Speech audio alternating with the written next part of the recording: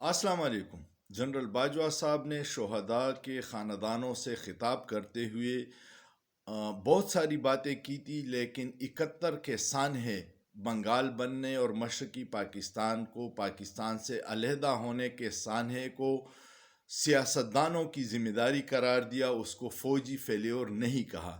میں کچھ تاریخ کے اوراق سے آپ کو ایک واقعہ بتاتا ہوں کہ جب وہاں پہ حالات بہت پیچیدہ تھے، فوجی جوان شہید ہو رہے تھے، بڑی مشکل حالات میں تھے، تو ہمارے فوجی حکمران جنرل یحییٰ خان کیا کر رہے تھے، اور وہی حالات آج بھی ہیں کہ عوام انتہائی پریشان ہے، حکومت پہ اعتماد ختم ہے، اداروں سے خفگی ہے، اور ہمارے جنرل صاحبان عوام کے نبض پہ بالکل ہاتھ نہیں رکھ رہے، بند کمروں میں جو فیصلے کر رہے ہیں اس کو ٹھیک سمجھ رہے ہیں۔ میں آپ کو تاریخ کا ایک واقعہ بتاتا ہوں۔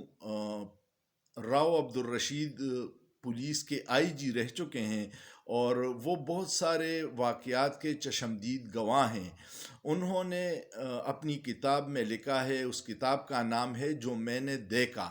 اس میں یہ لکھا ہے کہ جب بنگال میں مشرقی پاکستان میں ہمارے فوجی جوان شہادتیں دے رہے تھے، تو ہمارے حکمران جو چیف مارشل لا ایڈمنسٹریٹر تھا اور صدر تھا، صدر یحییٰ خان، اس وقت وہ کیا کر رہا تھا، ان کی زبانی سنیے۔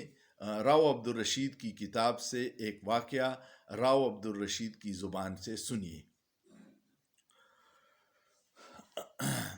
سابق آئی جی پنجاب راؤ عبدالرشید اپنی کتاب جو میں نے دیکھا میں لکھا ہے کہ جب مشرقی پاکستان میں خانہ جنگی عروج پر تھی، اسی دوران یحییٰ خان پشاور میں سرکاری خرچ پر تیار شدہ اپنے بنگلے کا افتتاح کر رہے تھے۔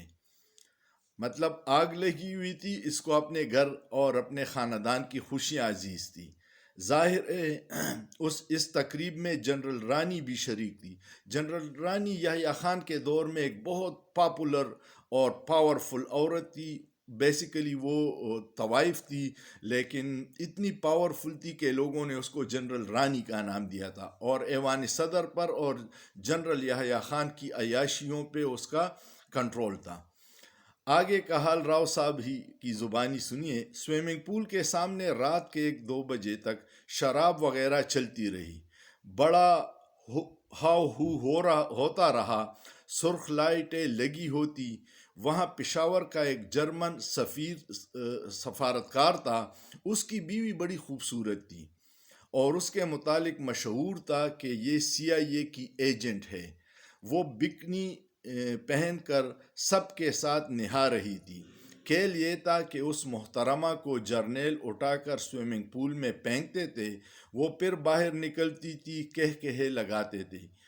یہ اس وقت کا حال ہے جب ایسٹ پاکستان میں ہمارے بے شمار فوجی مارے جا رہے تھے، اور ایسٹ پاکستان کے آخری دن تھے۔ چونکہ یہ قصہ میرے گھر کے سامنے ہو رہا تھا، میں دیکھتا رہتا اور سوچتا رہتا کہ اگر یہی حالت ہے تو پھر ملک کا خدا ہی حافظ ہے، اور آج تک ملک کا خدا ہی حافظ ہے۔